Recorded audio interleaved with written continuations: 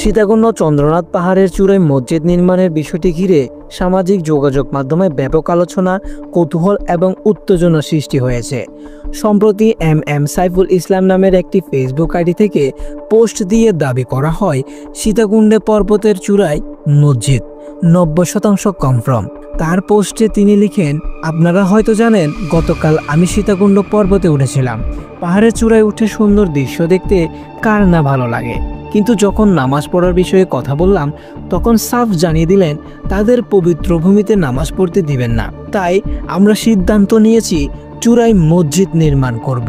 তিনি আরও উল্লেখ করেন যে পাহাড়ে মসজিদ নির্মাণের বিষয়ে শায়েখ হারুন ইজাহারের সম্মতি পেয়েছেন এবং শীঘ্রই প্রশাসনের সঙ্গে আলোচনা করে কাজ শুরু করবেন। মুহূর্তে পোস্টটি ভাইরাল হয় এবং স্থানীয়দের মধ্যে তীব্র প্রতিক্রিয়া সৃষ্টি করে। পোস্টটি ঘিরে স্থানীয় সনাতনী সংগঠন যুব